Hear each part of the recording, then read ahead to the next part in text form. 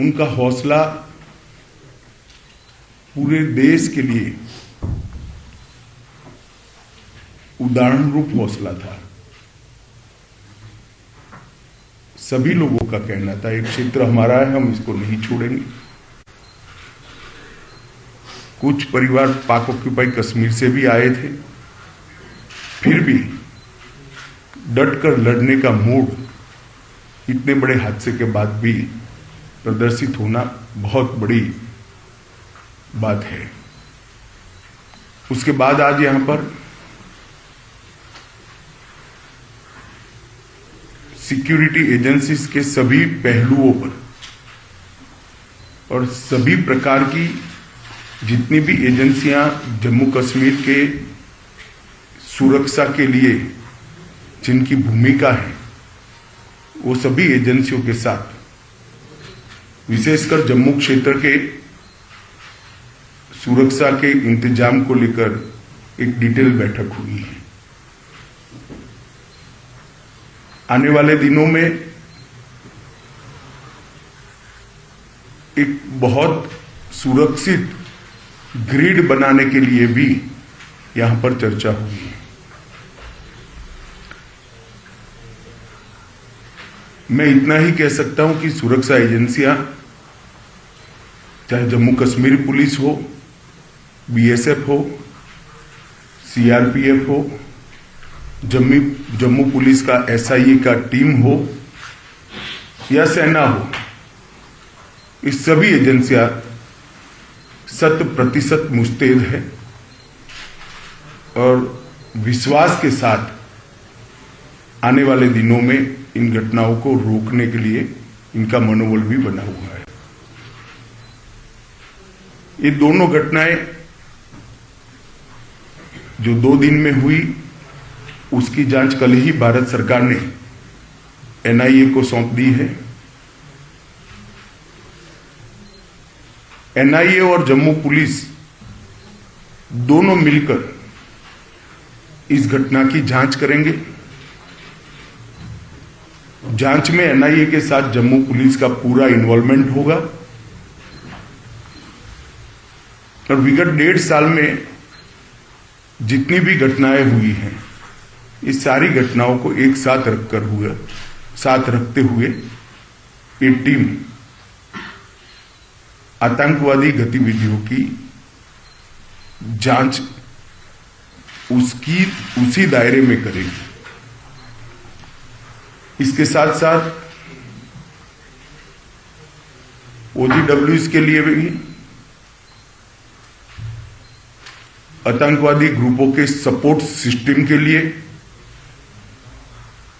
और उनके सूचना तंत्र के लिए भी सभी पहलुओं पर आज चर्चा हुई है।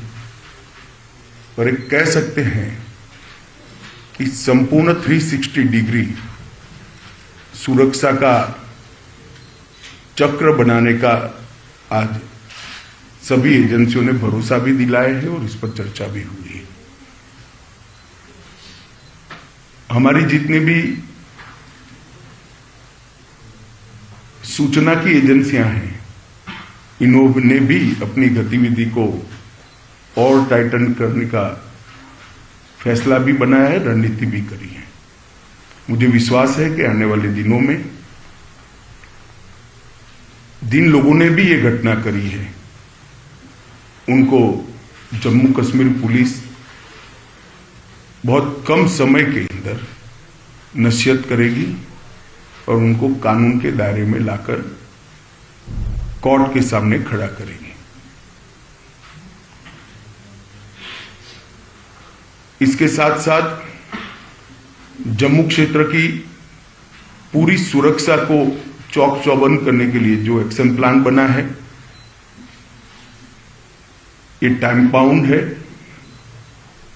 और 3 महीने के अंदर हर क्षेत्र के अंदर सुरक्षा ग्रिड को मजबूत करने का आज फैसला हुआ है।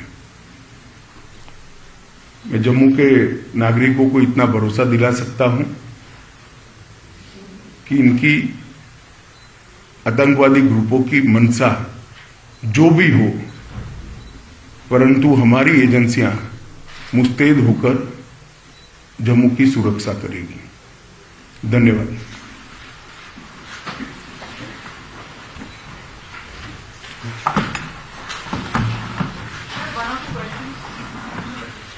कोई पूछना चाहता है क्या? बता दीजिए। सर, आपको ये बीडीसीज को जो स्ट्रेंथन कर रहे हैं, बीडीसीज को जो स्ट्रेंथन करने की बात करें, आर्म्स ट्रेनिंग दे रही है सीआरपीएफ, इसके पीछे मंशा क्या है? नहीं, इसको ये घटना के साथ मत जुड़िए। ये फैसला अगस्त अंत में लिया गया है। भारत सरकार ने अगस्त अंत में ही ये फैसला दिया था कि विलेज डिफेंस कमेटी को मजबूत किया जाएगा। सर, ड्रोन से हथियार गिराए जा रहे हैं, लगातार एक मेजर चैलेंज बना हुआ है।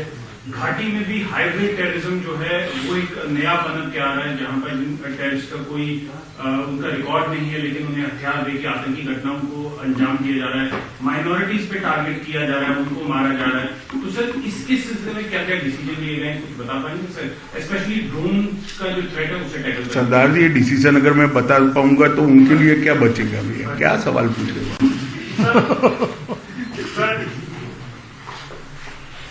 तो जो विक्टिम फैमिलीज हैं कई आतंकी घटनाओं में जो शिकार होती हैं, जैसे राजौरी में भी हुआ, इसी तरह से पहले कश्मीर में टारगेटिंग के जो शिकार हुए, तो उनके लिए किस तरह से वो उनकी लाइफ बेटर हो पाए? क्योंकि राजौरी वाले इंसिडेंट में काफी जो फैमिलीज हैं वो उनकी हालतें ज्यादा लो लेवल की, तो उनके लिए क्या किया जाए? नहीं, हर स्तर पर, चाहे घाटी हो, चाहे जम्मू हो, चाहे राजौरी हो, चाहे पूंछ हो, चाहे साउथ कश्मीर हो, जो विक्टिम फैमिलीज है, इसके साथ सरकार बिल्कुल मजबूती से खड़ी है। इसकी प्रस्तावित योजनाएं हैं और योजनाओं के ऊपर भी लेफ्टिनेंट गवर्नर को बहुत सारे अधिकार होते हैं। कोई योजनाएं स्पेसिफिक किस्सों में अप्लाई नहीं होती है, कुछ मर्यादाएं आती है, तो लेफ्टिनेंट गवर्नर कैन डिसाइड। इसमें कोई कोताही नहीं बरती जाएगी। बड़े संवेदनशीलता से और सम्मान के साथ इनके परिवार की सभी चिंता की जाएगी। What is the security situation post these human attacks in Rajouri and Poonch in Jammu? देखिए, अगर आप इस तरह से स्पेसिफिक पूछना चाहते हैं तो मैं इतना ही कह सकता हूं कि हमने पूरी व्यवस्था की है और सुरक्षा व्यवस्था चौक चौबंद है। एक घटना के आधार पर या कुछ आंकड़ों के आधार पर इसका मूल्यांकन नहीं हो सकता। मूल्यांकन करना है तो जब से जम्मू कश्मीर में टेररिज्म हुआ है, जन्म लिया टेररिज्म ने, तब से लेकर आज तक धारा 370 हटाने के बाद ये 3 साल में सबसे कम घटनाएं भी हुई है, सबसे कम मृत्यु भी हुई है। क्वेश्चन लास्ट, क्योंकि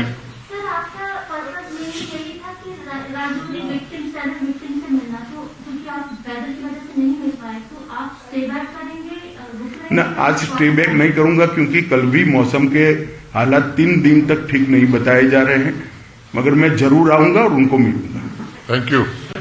बता दीजिए आप अंतिम। सर, जिस तरह से पिछले 3 सालों में हमारे सुरक्षा बल जो है आतंकवाद को मुंहतोड़ जवाब दे रहे हैं, तो क्या ऐसा माना जाए कि आने वाले चंद सालों में आतंकवाद जो है वो जम्मू कश्मीर में इसका आखिरी पड़ाव है? हमारा प्रयास तो यही है और आंकड़े अगर आप देखेंगे तो इसी दिशा में जा रहे हैं। हमारे सुरक्षा बलों ने आतंकवाद को मुंह तोड़ जवाब दिया है और सभी दृष्टि से आतंकवादियों के हताहत होने की संख्या, नागरिकों को मरने की संख्या, तो आतंकवादियों को हताहत होने की संख्या बढ़ी है, नागरिकों के मरने की संख्या कम हुई है। और जो माइनॉरिटी किलिंग की बात करते उसमें भी सबसे कम आंकड़ा यही 3 साल में। धन्यवाद।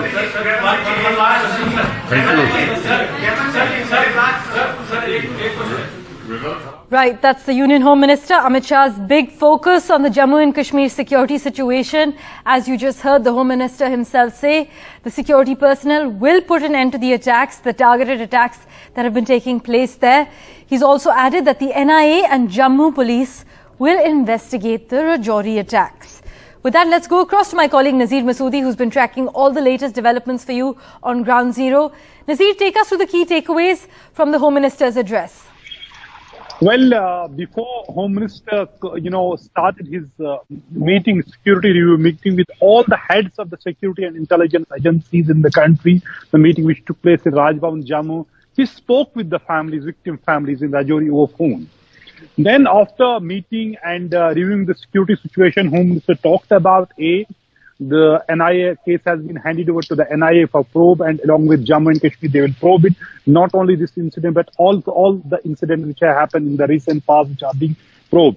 And he said terrorists and their support system and their information network will be the target. And there was a 360-degree review and the revamping of the security structure and to deal with this thing. And he said intelligence is being strengthened, attackers will be tracked down very soon, and they will be exposed. Action plan for the Jammu security will be rolled out within 3 months. That would be complete within 3 months. And he said, I assure people of Jammu that their security will not be compromised, their security concerns will be addressed, and there will not be any loophole.